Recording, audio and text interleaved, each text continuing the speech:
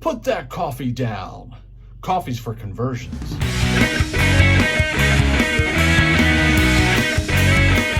Hey, what's up, everyone? I want to talk to you today about your website sales conversions and how you turn your website into more of a sales engine versus just kind of sitting there and being dormant. So I referenced in the beginning, there's a famous scene in Glengarry Glen Ross where Alec Baldwin gives this just attacks the sales team about how awful they are at sales and how they can't close. And that's where that line, put that coffee down. Coffee is for closers. Well, I'm going to say coffee's for conversions, because when you're focused on your website being a sales engine, it's everything is about making sure that website is converting. And so whether that's something that you're trying to sell online through e-commerce or you're trying to generate more leads, you have to think about why or how your website is not converting. And so I'm going to talk to you about a couple of different things that you can look at just initially, and then I'll give you an opportunity to download something that can help you kind of take that conversation a little further with your website. So let's start with just understanding why your website's not converting. And to do that, you really need to look at the data, because what happens is sometimes you have a website that is not converting, and it could be because you have a lot of traffic that is not converting, or it could be that you have poor traffic that's not converting, or you have not enough traffic to where you don't have enough data to even tell you why your website doesn't perform better. And so a lot of times people start with a website redesign. And by all means, I love website redesign. I love having a good website as far as the appearance and the way the functions. But more importantly, before you go to that step, you really have to make sure that you're looking at why your website is not converting right now. So hopefully you have Google Analytics installed on your website, or at least if you don't, or you don't have access to it, hopefully you at least have some type of basic measurement about the type of traffic that your website gets. You should really start there to understand as much as you can about the traffic you're getting. Sometimes you have a lot of traffic coming in, and it's because you have a lot of bots or something, maybe from an event that's driving traffic in. That's not really a great story for you to really understand. Sometimes you have really good traffic, but it could be that it's referral traffic that, again, you have to kind of understand where that's coming from. Maybe it's direct traffic, or maybe it's from search engines. So hopefully in a perfect world, you have all three of those things working for you. You gain a lot of direct traffic, meaning that people know your website URL and they're going to look at it. Or maybe you have a lot of organic traffic because you've done a good job with your SEO.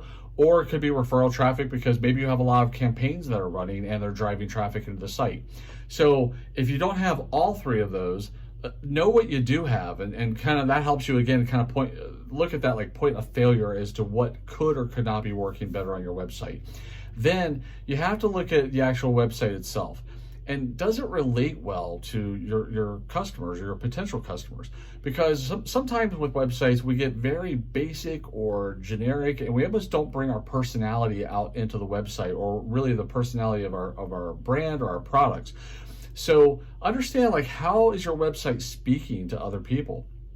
Does it really tell a good story about what you do? Is it confusing for people to understand? I always ask people to do this. Sit you down, look at your website, and tell me what's the most important thing, or what's the first thing that you want me to do when I get to your website.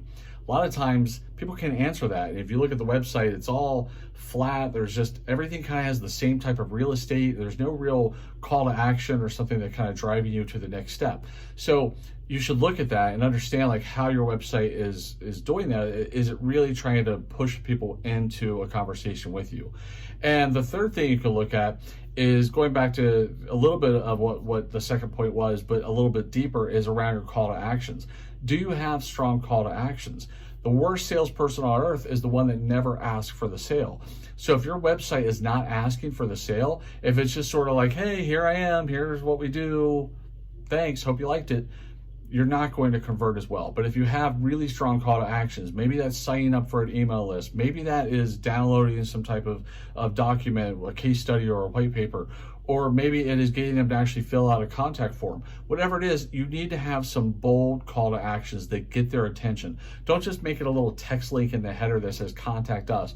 Make it a button, or make it something with some color. Do something that gets their attention so that the user sees, hey, here's something I should do. Here's something I should take action on. So those are just three things for you to start with. But I'm going to give you one more thing that you can do to try to help this process along. So I always talk about, again, your website should be a sales engine. And I want you to think about how you would interview your website as a salesperson in your team. So would you hire them to be a salesperson in your team based on the way that your website performs, maybe how it looks, or any of these questions that I've talked about today? So I've written a nice 10 interview questions that you can ask your website. So it's things that you really should understand about your website to know, is it really being managed as an effective salesperson? If you go to questions.azolacreative.com, you can download that right now. It's questions.azolacreative.com.